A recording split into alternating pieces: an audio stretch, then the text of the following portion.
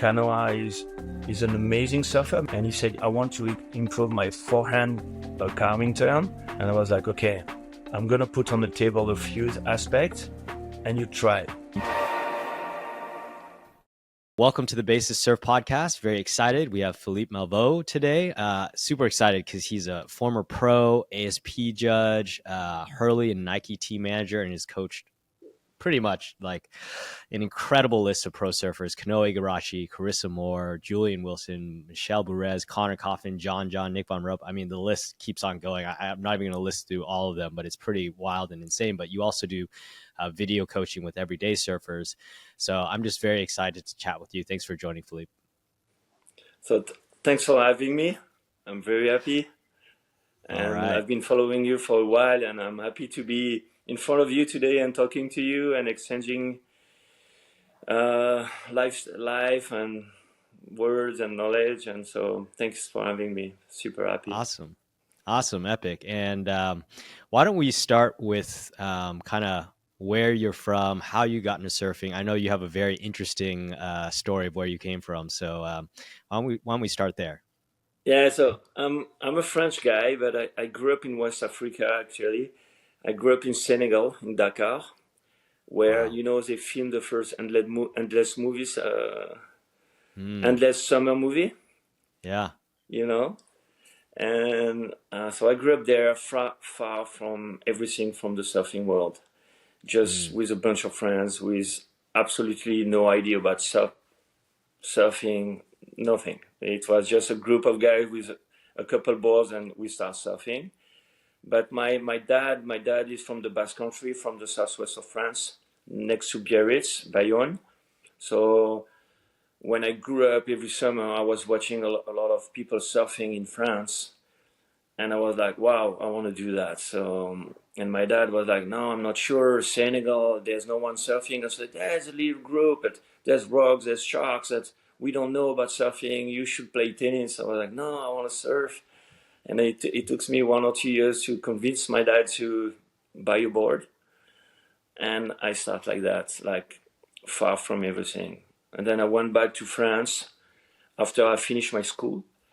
And I start studying, and I start competing a little, but it was not in my family projects. And okay, you're good at surfing, but surfing will not bring you anything in your life, so you have to study. So I was like, okay, I'm gonna study to make you happy. So I study for 5 years, like engineering school, and then I start working. I went back to Senegal, said, hey, for 2 or 3 years, and I said, hey, Dad, Mom, I've been working. I graduate. I have my diplomas. I have a little experience, but I'm not happy. I wanna take my chance in the surfing world, because I love surfing. I was doing like, I'm not a really like, I was not trying to make a living as a professional surfer. I was just competing to have fun, for experience, and for just to see my level, to compare to each other surfer and with friends. But it was not in my goal was not like, okay, I'm going to compete and become a world tour. I don't know. I didn't know you can even make a living with the surf, to be honest. But after a couple of years, I was like, okay, maybe I'm not going to be a professional surfer, because I don't have the level to be like this kind of guy who's going to make a lot of money with this. But I love surfing that much. I want to do anything but into the surfing world. So I went to France, and I passed my first degrees of like coaching, or like surf teacher, and then the level 2 of like for surf coaching. And I start working in a little club, Osgore Surf Club. And I was lucky because I was at the right place at the right time, because I had a little group from the club, and the guy was saying, hey, do you want to train them? I was like, oh, cool. Like 10 kids. And in the group, they were like Johan Duru, who's in the world tour now, and Johan was 10 years old, and Marc Lacomar, and all those kids from Osogor, same generation. And I started training them, and we went to local contests, and then they start winning the local contest. And then I was like, wow, I love that. And I was filming them, and I was like, yeah, we have to use the video. They were like, what is that? Yeah, I was the first bringing a video on the beach. And I was like, really? Hey, Yeah, because they use, even Johan was talking about that the other day. He did an interview. He was Philippe was the first guy showing up with a camera, and I was like, yeah, man, you need, because you need to see what you have just done, and it's good. And me, maybe I can keep the footage because I want to do a little souvenir or whatever. So we start like that, and they become good, and they won French champ, European champ, and I did 4 years with them. And the French Federation went to me and said, "Hey, do you want to train our guys?" I was like, "What kind of guys?" It was the French team. I was like, "Oh my god, like the big boys." I was like, "Yeah, why not? Yeah, why not? Wow. I'm in." And we have a And program in France. It's at school. You have when you have a certain level, there's like maybe 16 kids in France selected to follow study, school, and surf training. So I start to become the surf trainer for this program for 7 years, and I was training all the best French for, because they were there 5 times a week, like 3 hours a day. So it was a good, for me.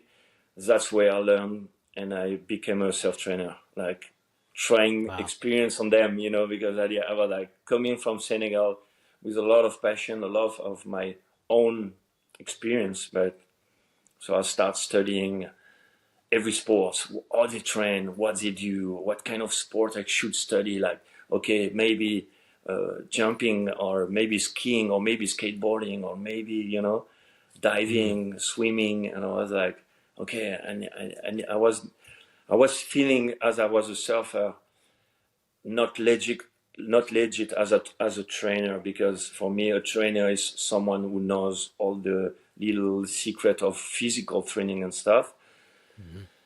And I learned, and it was my experience. And after that, to make it maybe not short, but Nike was creating a surf team, and was coming to the surfing world.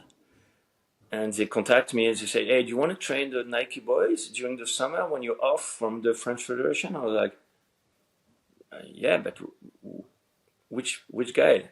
Nike into surfing?" I was like, "Really?" Like, it was looking weird for me. I was like, "Okay." Right. And then when I was a kid, when I was younger, I used to ride for. I was super proud. I was like, used to ride for like an ambassador for Gocha, and my guy was at that time was like Martin Porter, my super idol, and I was jumping in the same team. I was like, "Oh my god, this is a dream." And for me, Nike was not legit. It was not like, it was Right. for me. It was weird to have. But then they said, "Yeah, but there's Michel Bourrez and Whoa. Jonathan Gonzalez." I was like, "Oh," and in my head I Whoa. was like, "I don't know if I'm able to train Michel Bourrez," but. Wow. And they said, "We're gonna pay you that." I was like, "Okay, I'm in, and let's see what can I do. I'll be myself, and I'll be Wow. myself, and if they like me, they like me, and it works." Wow.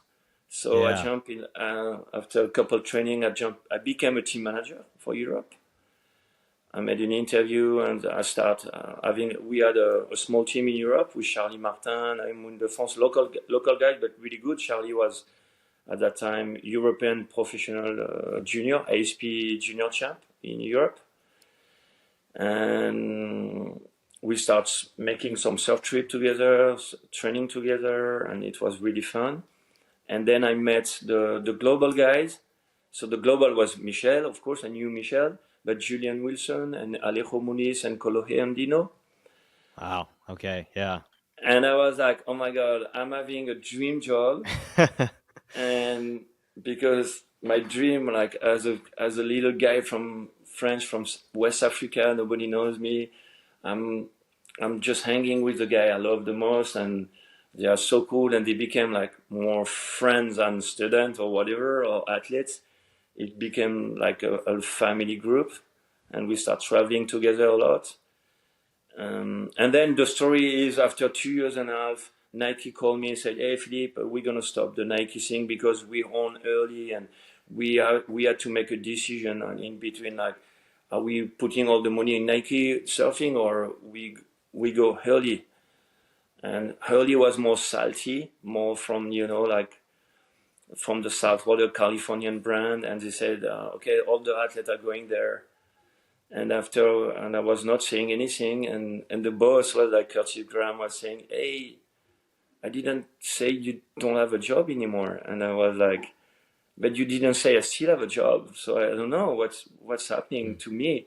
It's like, if you're happy, you go to Hurley. I was like, yes, I'm in.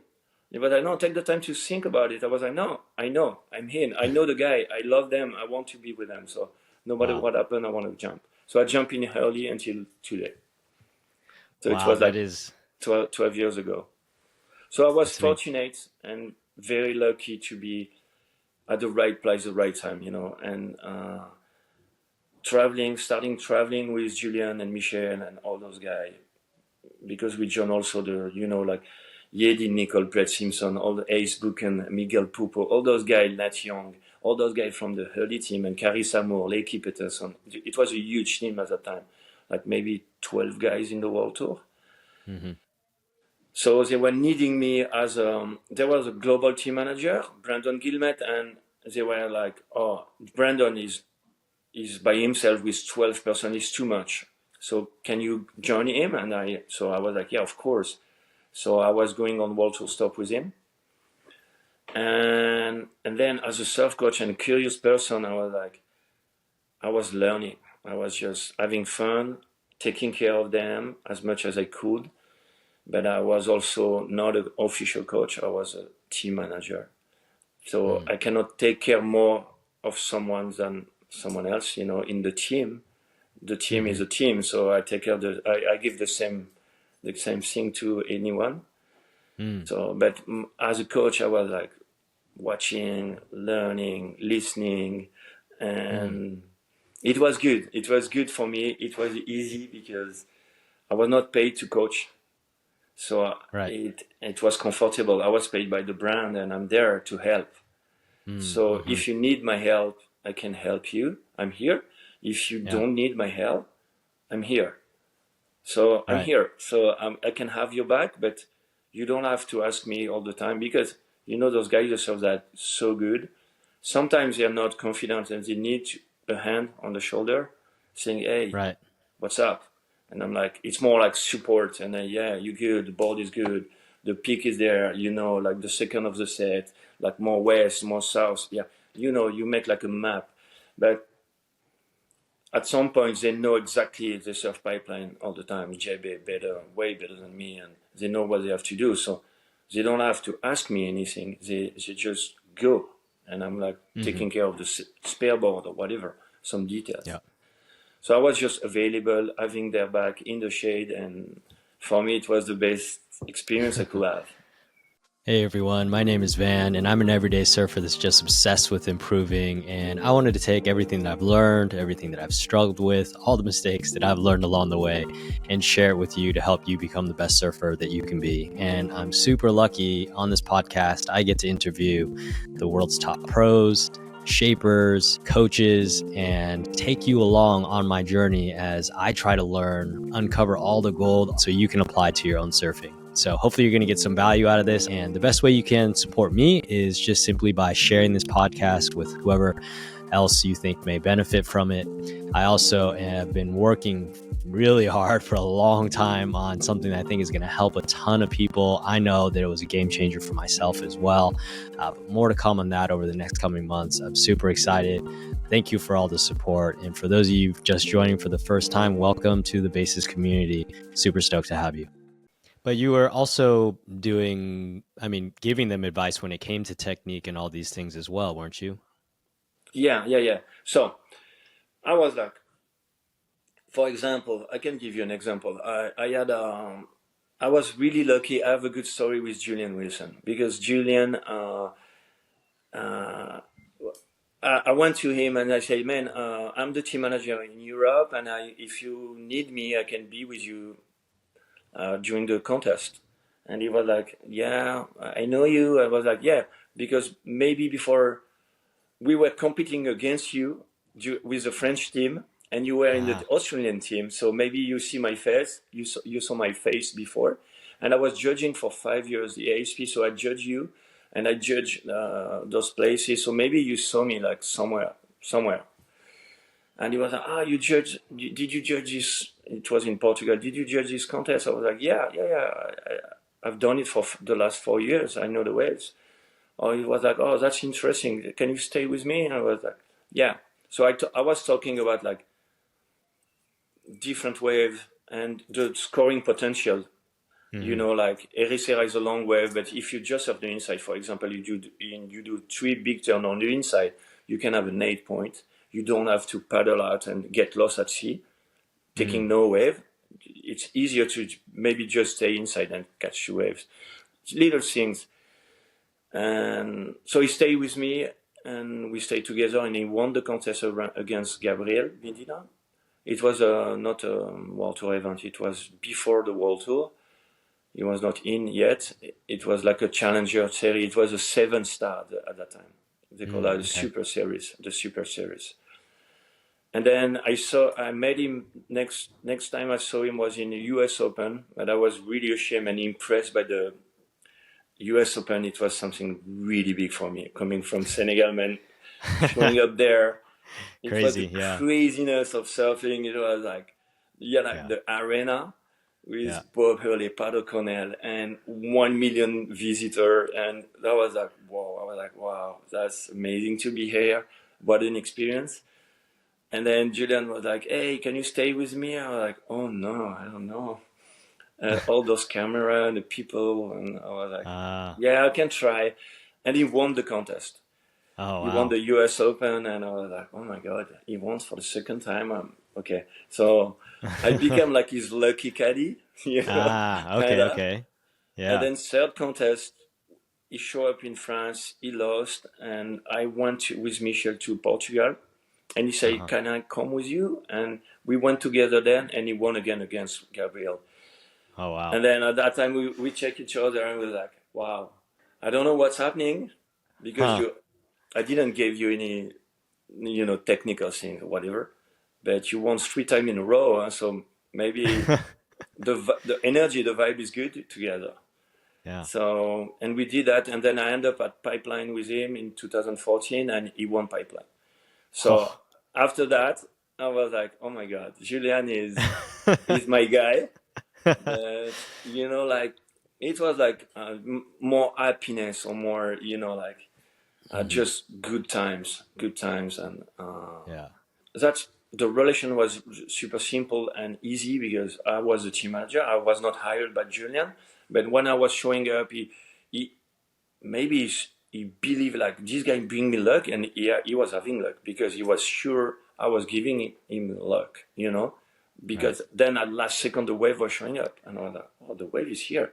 He took that last wave against Medina. I was like, it was impossible to come back from Pipeline. The score was, he got a 9.8 and Medina got a 10, and then Medina got a 9.2, and he was needing a 9.2, I think, at the end, and he made a 9.6 last minute. So I was like, oh, okay. What's it like being with Julian WIlson when he wins 4 events in a row? Like, he must be going nuts. You must be going nuts. It must be the most exciting. It's weird, because when I leave it inside, it's almost, the feeling is almost like normal, natural. I'm like, yeah, he's winning because he's good, and he took the good wave and he surfed it good. So normal, he's making the hit.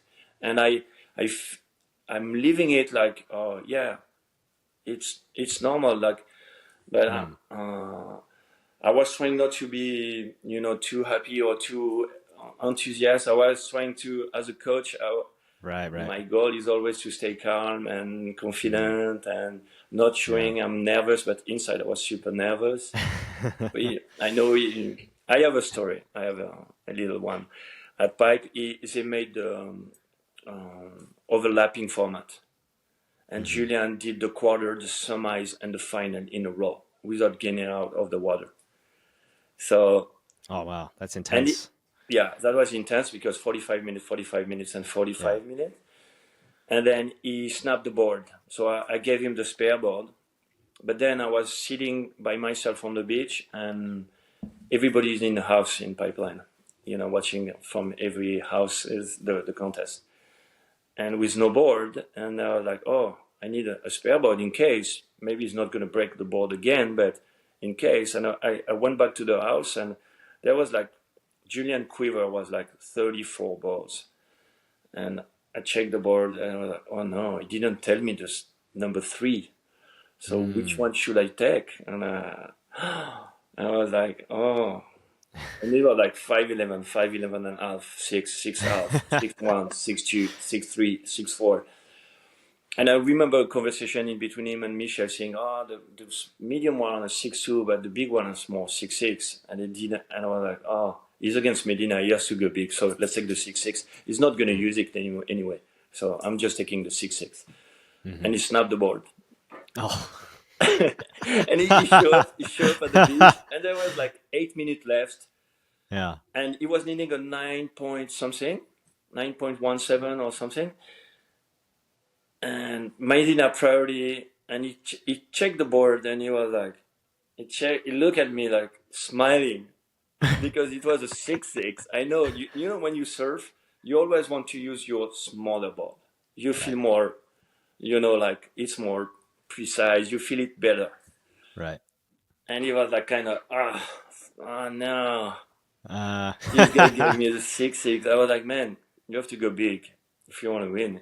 You have to go big, like not a medium wave. Like wait for the big one. You need a 10 point, actually. Yeah. Almost. It's like a 9, in between 9 and 10. So he was smiling. He was just happy, and put my hand on his shoulder, confident.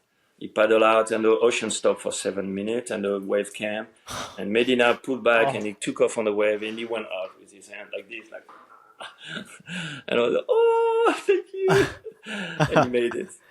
And it was funny because, and then I was really happy, but maybe the biggest compliment was from Bob Hurley himself. I went back in the house as a caddy. Everybody was celebrating, but I bring back the board in the house, and Bob looked at me and he was like, "Hey, I saw you. You took the 6'6". He could have died on this part of the wave with a 6'2".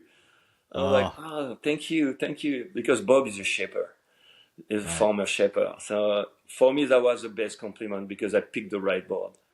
But living this with him was super special, and he gave me this board actually. That was the one he used at Pipe, like it's a 7-footer, like the big day. Yeah. And so it was like I felt special at that moment because I was able to have like this guy, like we just had a normal night. They celebrated the first night. The second night we were just with his best friend and camera guy Jimmy and me, and we just talked, and we had good fun. And for me, that's the best memories I can have as a coach, because I mean, being in Hawaii was like a dream. I've been there a couple of times, but being in Hawaii to watch Pipe, and I was paid to be as a team manager to enjoy this amazing show, the best show on the planet, with big waves and a world title. Medina was world champ that year, and having Julian, one of my favorite guy and friend, winning this thing, I was like, wow, it's just like good things are happening, and like. Wow. And I was just happy, and it's good because it creates like memories. At the end, the most important is the memories, and now if I talk to Julian or Michel or Ace Buchan and when I see Miguel Pupo or Connor Coffin, they're not in a team anymore in Hurley, but they are like friends, like close friends, because we experience a good moment together, and even if it's a loss at the end. If it's a win, of course, everybody is super happy, especially in Hawaii or a place like that. It's a good moment. But when it's all those little things during the way who make those good memories. Even don't have the travel bag, don't have the car is broken, or we don't have the apartments. It's but at the end, when we think about it, we are like, hey, it was fun, huh? Wow. Sounds like a movie. It sounds like a magical experience, you know? Yeah, and I was like, me too. It's like I was inside the movie watching the movie. Yeah. That's crazy. Wow. That's an incredible story. I'm so glad you shared it with us. I'd love to dive into some of the technical coaching you do, though. I know that you just spent a big chunk of time with Kanoa, and I'm so curious because I remember he was talking about how he was retooling this year and he was trying to shift things up. And he even talked about how, um, he was adding volume to his boards. He was expecting for there to be a potential dip in his performance while he figures things out and recalibrates. And he talked about how that's actually according to his plan. So it sounds like really this complete overhaul of his approach and technique and all that. And I know that you've been working with him pretty closely, so I'd love to dive into that, and get your Yeah. thoughts and your experiences there. So with Kanoa, I know him for long because I'm a good friend of Belly, Stefan Bell from Quicksilver, former Quicksilver team manager. We are really close. My sister was working for him, and I saw Kanoa and Leo grew up together. So Mm-hmm. I always love the way they serve, the way I was watching the career from the side. And last year in October, I went to Ericeira, and Kanoa went to me and said, "Hey, Philippe, what's up? I need to talk to you." And I was like, "Okay, cool. Um, are you available for some training?" I was thinking like maybe coaching contest because he was number fifth in the world the year before, and the 14 not this year, but the year before. So maybe he's having a shocker and he's not confident during contest or whatever. And Because you're in my Julian head, WIlson's lucky he's one charm of too. the So best technician on earth. In my right. head, is Kanoa as a full package. Kanoa is an amazing surfer, maybe top five in technique in the world. Hmm. So I didn't expect anything, and he said, "Hey, I want to improve my technique," and I was really surprised because when you spend times in the world tour, my feeling is like most of the guys who show up in the world tour, they already know how to surf. They surf good, and now they compete. But it's hard to give a technical tips to a world tour surfer because he's so good. He made all this way to get there. So who am I to say, "Hey, bro, you should change your carving stuff or your stance or whatever"? It's hard to get like this. I've tried a couple times, and sometimes like maybe it doesn't like or something. And in a way, I was thinking I was really happy because I was like, this guy is 26 years old and he's considering his career is just starting. He's still like he wants to improve every aspect of his abilities to become a better surfer and to become a world champ. He's putting all his energy, and I will tell you, but it's a lot. I was really impressed. So he was like, "Okay, I want to improve my technique. I want to improve my forehand carving turn." And I was like, "Okay, man, okay, that's a great thing." And he was like, "Do you use like the coaching app and those technical stuff on your iPad and stuff?"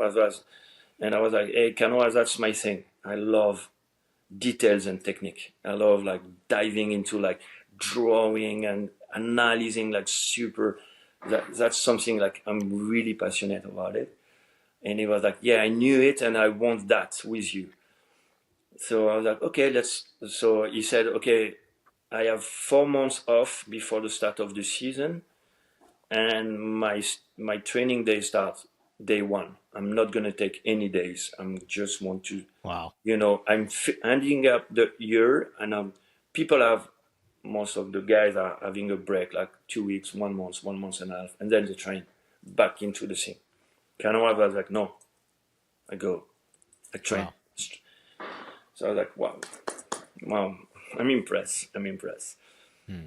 So to be honest, I went back home and I said, "Wow, I have one of the best surfers in the world who wants to improve his technique, so I need to watch himself more than I did before, because I was just watching like this, but not diving into details. And then, so I've been taking all his hits for the last 2 or 3 years, watching all his hits. And because I think it's to notice something, you have to see it. If it repeats something somewhere, maybe you will find something really effective to change something in his surfing. Because I think it's really hard when you see someone surfing. You can make a mistake, but it can be because of your wax or your feet placement or your board or the shape of the wave or someone or a bump, or so you blew it and you like, no, you blew it, you should put your hand there. But at the end, it's not going to change your surfing. To go, you have to. It's like you have to go backward to find where it starts. Why this turn looks weird, and sometimes because of the takeoff. It's from the beginning. It's not because it's not during the turn. It's because the way you enter the turn, or before the bottom turn, or before. So that's my thing. I'm trying to go backward and then zoom inside the person. And then we were like, okay, let's work on the frontside carving turn. And we dive into it. And the program was like, Kanoa is and joke when he's training. It's like, I went to his house, wake up at 6:20 every day, like light at 7, okay? 6:20 up, 6:45 at the beach, in wetsuit, ready to surf. And we were surfing, he was surfing, I was filming, from 6:45 to the night. Like 3 sessions, just surfing. Okay, he called me when the swell was good. So when the swell was good, he was like, Philippe, there's a gap of 5 days. Take the plane. We do 5 days, good, exactly the wave I want to walk on. And we go for that. So we were going eating, surfing, eating, surfing, eating, surfing. In between, watching the video, talking a little, dress a little. And then when the night was coming, physical training, 1 hour. And then analyzing the video, and then stretching, and then sleep, dodo. So, to become a champ, it takes that. And it's not even because you do that, you're going to be number one. It's hard because everybody is doing it. So nowadays, the level is so high. And if you improve like maybe 1 or 2%, like Toledo said in a series, upper break or something like that, make or break, or I don't know. I saw a clip of Felipe Toledo saying if someone is improving 2%, he's gonna win against everyone.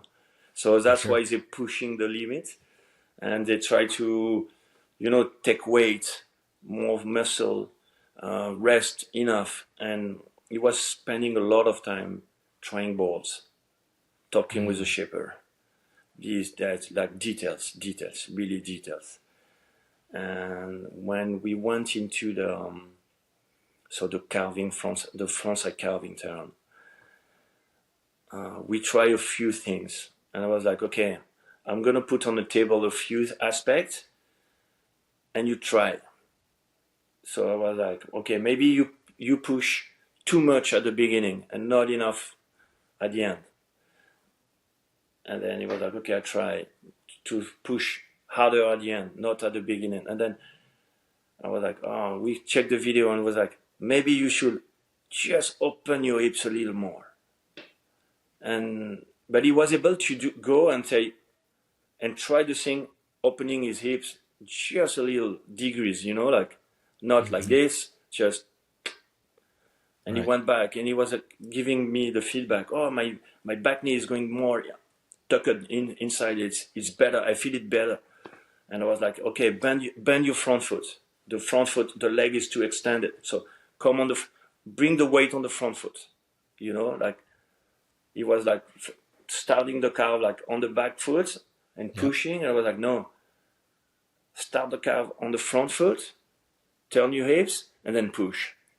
And then we were like going like, step by step, trying to find. So it was. Can you break that down? Can you break that down a little bit more? So I'm really curious about that last piece. So you're saying go into the carve, you're initiating the turn, and you are, instead of going onto the back foot, you're compressing on the front foot, and you're saying bend the knee a little bit, Yeah, but then you straighten it, and then you shift onto the back foot to drive through, or like how are you it's having like him do it?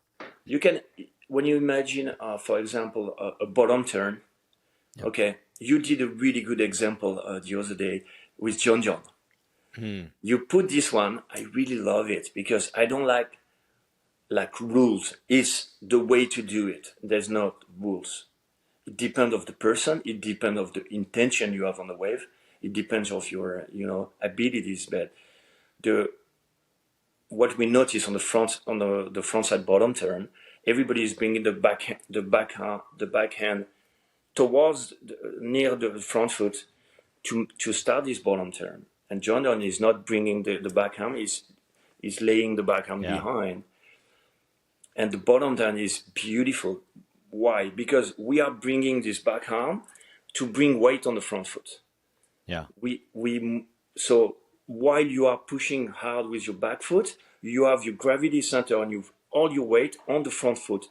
So it makes you have more weight there, so more rail engage, so more drive. Yeah. That's why this bottom turn is that beautiful, because John has his backhand over there, but he has all his weight on the front foot. That's why he has so much drive and so much speed. Yeah. And I was trying to duplicate that opposite to the carve and say the carve has to be the same. If you want to have drive and acceleration, you need to have the weight on the front foot. If you start the thing on your back foot, you're going to slow down, and at one point, you're going to cut the line. It's a turn. It's not. I'm not saying it's not good. You can do a really good frontside carving turn with the legs extended, the front leg extended, like Joel Parkinson was doing it.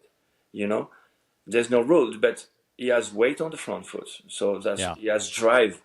While he's pushing, he has the weight over there.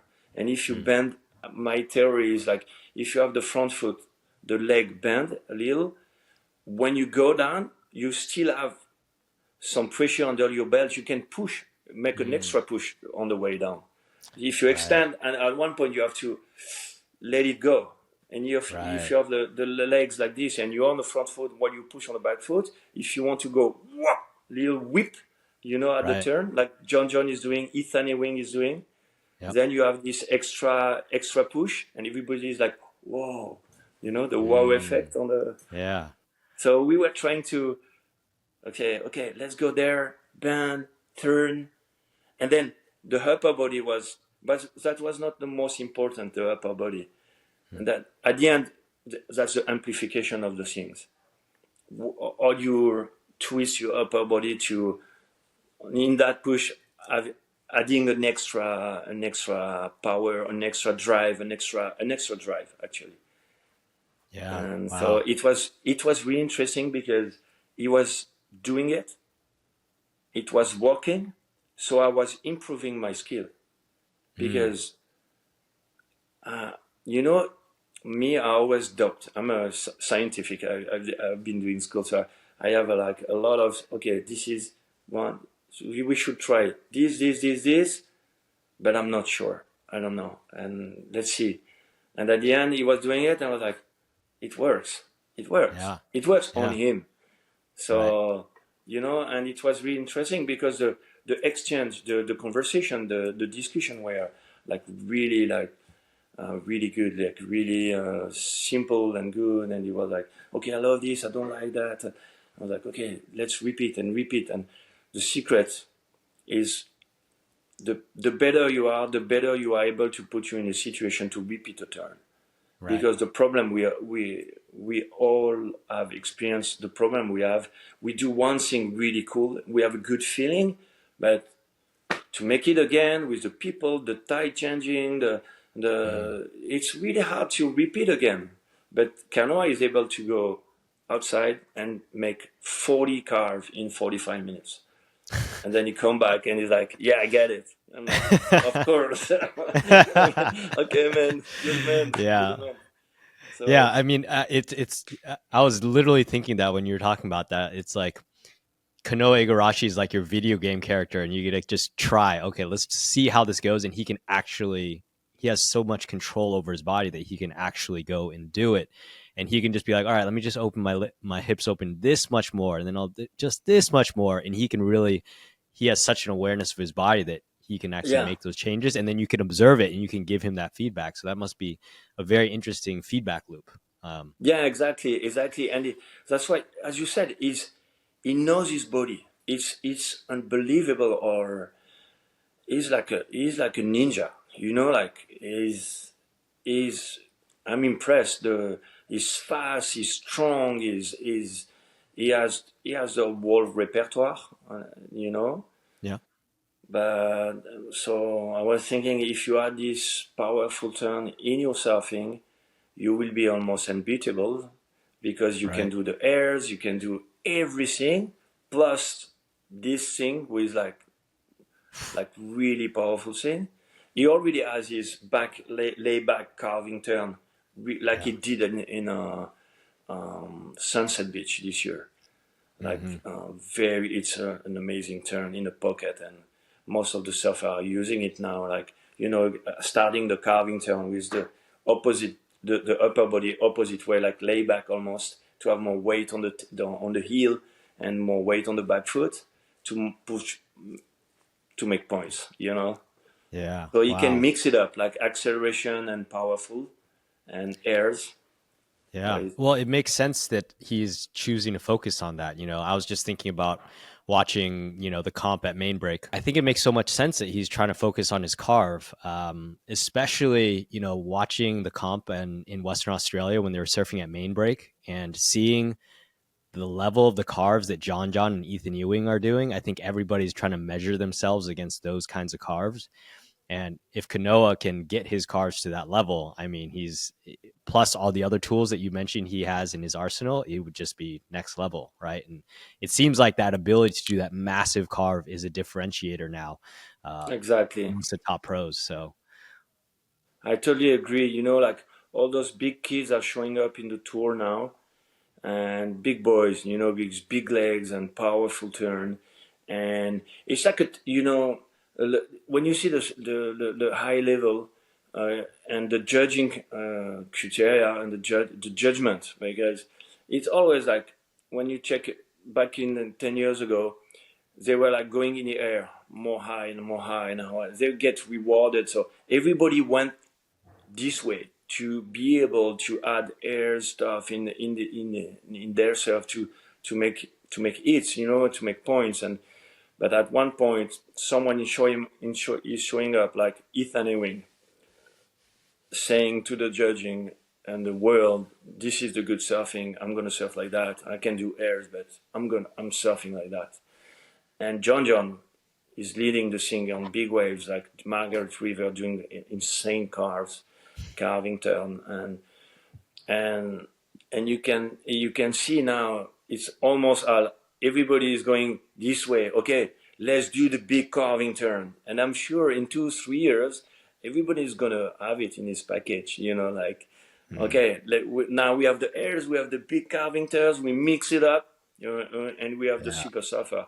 you know and but that's, I love when a surfer show up, like John, like couple years before, Julian WIlson or Jordy Smith or those guys, and they're like, "Hey, this is a good surfing," and even the judges are like, "Wow, okay, we should reward that." And sometimes it takes a while. That's why maybe so much people are like not happy online, or judging, because watching the comp, because I've been a judge, and when you judge all the time and you see all the same thing all the time, you tired. At one point, you get like, okay, he's gonna do this.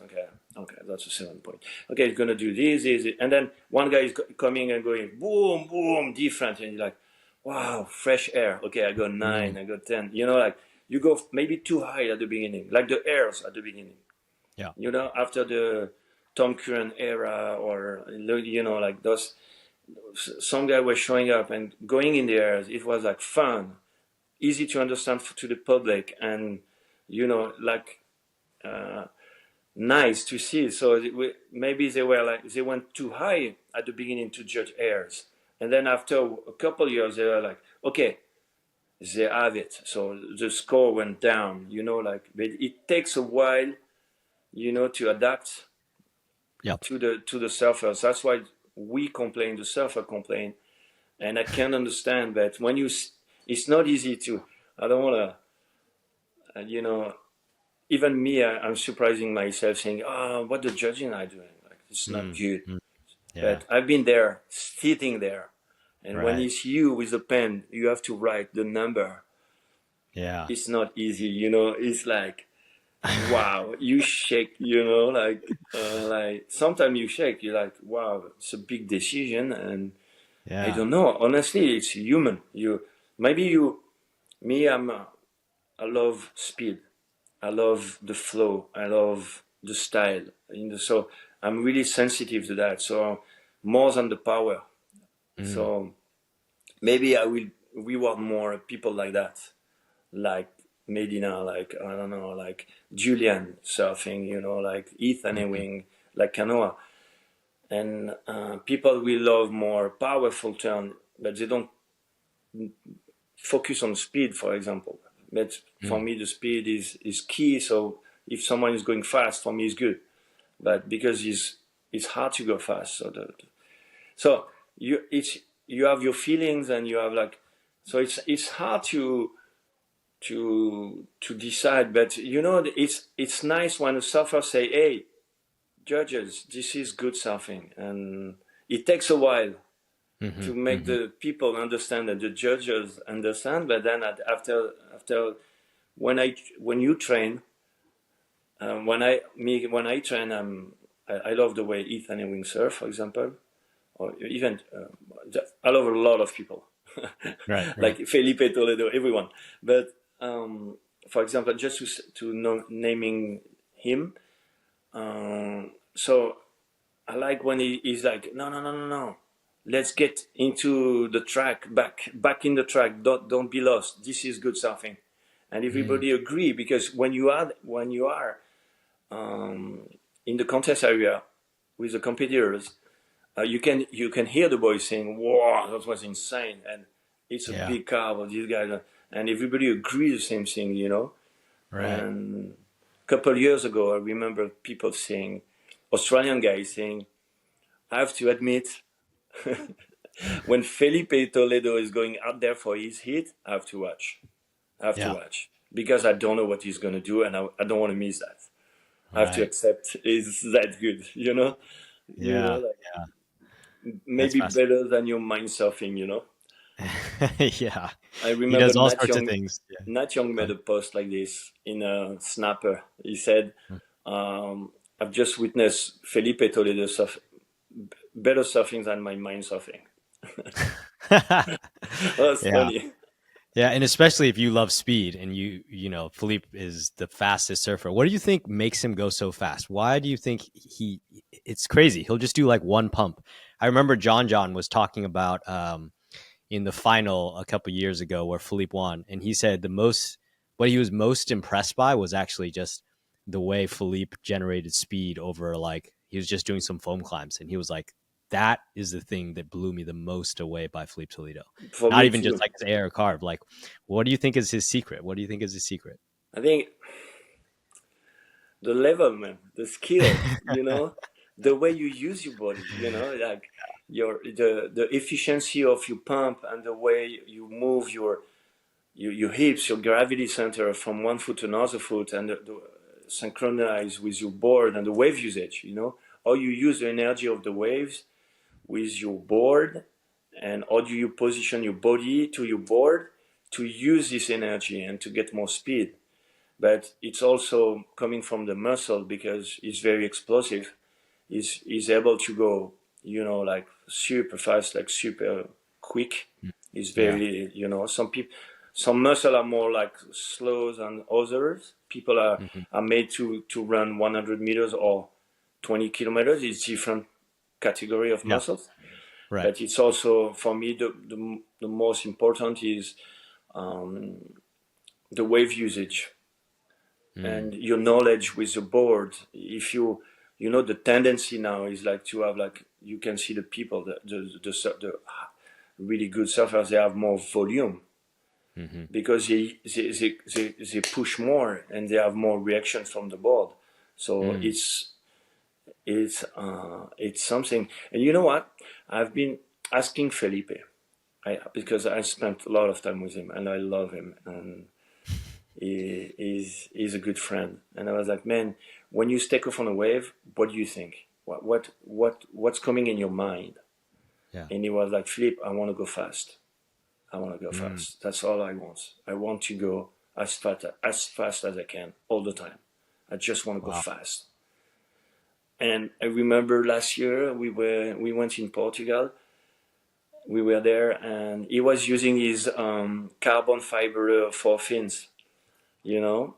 Yeah. And his friends were like, "Hey, you should have 3 fins. It's more efficient, more drive. It's more easy for the airs and stuff." And he was like not saying anything. And he surfed a couple waves, and I said, "Hey, the boat goes fast." He was like, "You see it?" Yes, I want to go fast. That's why I'm using this 4 fin, because I want to go faster than anyone. You know, like, man, I love it. I loved it because I know when he's taking off, it just, you know, like, crazy. possessed, like, how can I use my body where I can push, you know, the sweet little spot you have on a wave, like the more efficient one to generate more speed than anyone. And I think that's the secret, even on a foam climb, like John said, like, he's able to take speed on a foam climb.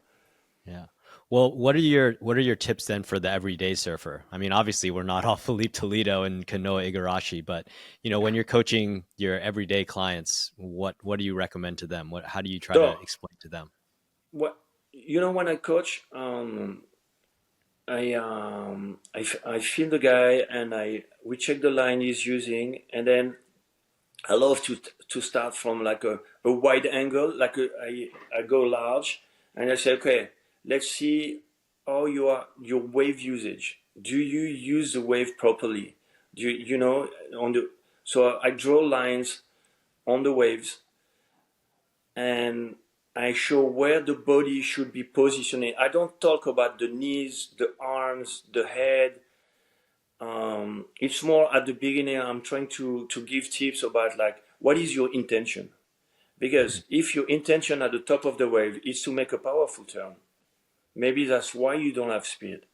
Because you start pushing at the middle of the wave on the way up, and you stop at the top of the wave, and that's it. If your intention is to generate speed with the maneuver, maybe the upper body will anticipate on the lower body, and you will generate speed on the way down of the face more naturally. So so I'm trying to coach first on the intention, going inside the brain of the people to say, okay, and I'm like, first thing I said, like, speed is key. Speed is key. With speed, you have more opportunities, more amplitude, and you can serve a bigger space, like deeper at the bottom turn, further away on the shoulder. You know, you have more, you can draw bigger lines. So speed is key. So how can we get speed? And then once you have speed, then you have the lines. And then where do you position your body compared to your board during that time? I remember a long time ago, Dan Reynolds in an interview was saying, me, when I'm in my bed, I'm thinking about doing my turn and where I position my body compared to my board. And I have the feeling, I can feel it in my bed. And when I surf the next day, I have it. I progress in my bed, because he's thinking so much about surfing before surfing.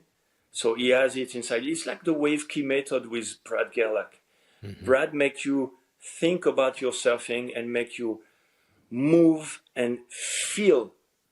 And he's really good into details, you know, like coming, like, where's the weight? Where's what do you bend? It's hard to get it at the beginning, but when you have it, you can notice you can improve your surfing before you go surf, because you have been thinking that much. It's like connected already, you know?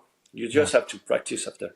there's too many info in the water to just to think too much. You know, Right, you have right, right. to you have to simplify.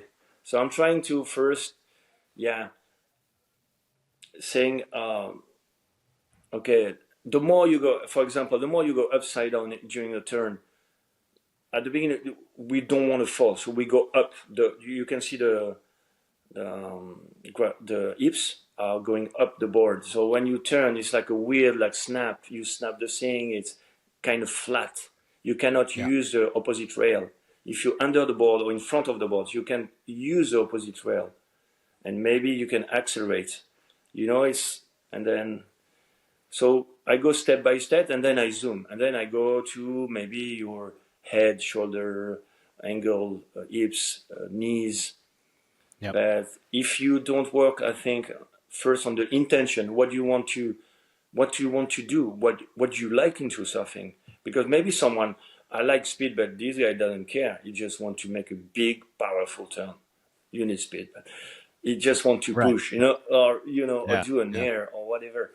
Like I'm like, okay, so I need to know, understand how do you see a wave, what do you like, and how can I help you to improve, achieve your goal. So I will bring them to my thing to say, okay, use a wave like a skate ramp, more mm, weight on the front foot on the way down, more push more. Most of us we don't push enough. We don't use our body enough. We don't bend enough. You don't extend enough. When we don't exaggerate enough. You know, when you serve, when I serve, I'm sure you think you are doing like over exaggerating a turn, and when you see on video, you're like, oh no, I didn't even move. yeah, You know, like yeah, not enough. And when you check yeah, the pro, they use the full potential of the body. Like yeah, they extend the back foot, they bend the front foot, they yeah. stand up before the bottom turn, they compress totally at the bottom turn, they extend again, and we It's so just true. almost, you know, do a little thing with the legs, Yeah, and we want to do the same. We are not using the it's so speed and the true. body enough. It's so That's true. why, and then you have to push the people to commit, to to to try, to That's fall. so You funny. need to fall. Yeah, that's so funny. I literally did a newsletter post about like the importance of committing and how we think we're trying hard, but we're not trying hard. We're not trying anywhere near as hard as the way how hard the pros are pushing if they're going into that pump. And that intention is so true. I've talked about this before. I think as you begin to improve, you just become obsessed with turns. And then you just try to do turns when you don't have enough speed. And that's something I'm constantly reminding myself. You need speed first, and then you can worry about the turn. And I'm sure you see that Yeah. mistakes all the time with your clients. So, wow, that's great. So I'm always saying to the guy, it's better to maybe sacrifice one or two turns to use our turn to make a big turn after, you know, like Mm, a money turn. So you're gonna use maybe a check turn to a floater to a little off the lip to make a proper blow tail or carving turn or snap layback, you know. So yeah, sometimes I'm see if the level is good enough, it's good to use a turn to do a better turn after that. They do that, even the pro. When they don't have speed, they're gonna use a top turn, a check turn, or a floater or a carving turn to make a big turn. Because with these turns, maybe they will go deeper at the bottom turn, and then they will have the choice and the amplitude and the space to make a big turns. So I'm that's going very step true. by step depending on the level of the person, and I'm trying to, but I love that, and and I most of the time I use what I've learned and witnessed and seeing when I was lucky to be, I am still, but when I'm with the boys to a normal surfer. And I'm trying to adapt because, of course, we cannot do into details like Kanoa, of course. Right, But right. a little things that sometimes a little tips and it change the game and it makes you more happy. You have more fun and you try. Yeah. But it's good to try to improve your surfing. We can all Oh, improve all the time. So right now I'm more and more a personal coach. So I'm coaching even like beginners, padding out with them, or helping them in the white water to a super small kids. I love kids. Like coaching kids is good energy. So I'm doing like personal course around Osogor, the southwest of France. I haven't done any retreat yet, but I'm planning to do that after the summer, maybe going to Morocco and place like that. I want to do some retreat. I'm sure it could be really amazing. And one thing I do the most, and I think it's an amazing tool to have when you want to improve your surfing, is like a video analysis online. It's I've experienced that all this year. People are sending me footage. They are in London, in Costa Rica, anywhere, or even here in France, in Osogor. And then I check the footage, I analyze the footage, I draw on the footage, and I talk on the footage, and I make a video. So if you send me, for example, 3-4 minutes, I do like a 12 to 15 minutes video with tips and stuff you have to work on, and I send it. And what I notice, it's, when you're on the beach and you coach daily, you say a lot of things, but they understand. It's like the theory, you say 100% thing, and at the end, people understand 20% of what you have said, So it's kind of lost somewhere. You have to do a lot, you have to repeat a lot, you have to start again a lot. But when you do this video, you have it. So you can watch it as much time as you want. So I have to do it good because it's something, a document, it's a video is going to stay with you forever. And so it's a great thing to have because you have it, you have the thing, your level and what you have to work on. And then when you progress and I don't know, a couple of weeks later, a couple of months, you send another video and you check, we can check the difference and say, okay, this is good, but now let's go more deep into this thing. So I think it's something good to have when you want to, question yourself and try to improve yourself. It's a video analysis. It's something really cool. Nowadays, you can have it on your iPhone. Yeah. You go surf, you check the video, and say, oh, what did he say about the bottom turn? Put my front hand more here. Okay, I'm gonna try this today. Tuck, and I go. Yeah. So it's a great thing. We are lucky to have it. Those coaching app. Yeah. Well, if it works for Kanoa, it definitely works for the rest of us, right? So yeah. Me, I love to watch other surfer before I go surf. yeah, Like me too. Kanoa Igarashi, and I'm tripping in the water, and I'm like, yeah, I'm gonna push. Then I'm happy. I'm frothing. But when you really work on yourself, it's good to have something about you, and as we said, there's so many info, like the people, the weight. You wait for the wave. You don't want to fall.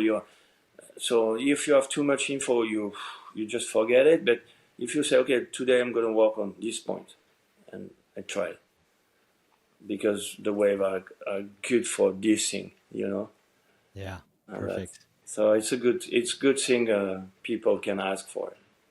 Awesome. Well, thanks for joining. I really appreciate you coming on. I'm very happy to meet you, man. I've been watching you for long, and it's a honor and a pleasure to be here online with you because I didn't even expect one day to be with you online because I'm far in French and Oh, no. and it's funny because it's a small world, and I love person when like coaches when we can exchange a point of view and not keeping the knowledge. I think the best thing is to share the knowledge to everyone. So I'm always curious to learn, and that's why I'm talking a lot with Brad Gerlach or Bardon Lynch or people like that, because they kind of like they are the kind of guys they love to share info and food and knowledge, and I'm so grateful to be able to experience that. So I'm still learning a lot. The honor was all mine. Thank you. Thank you very much, Van.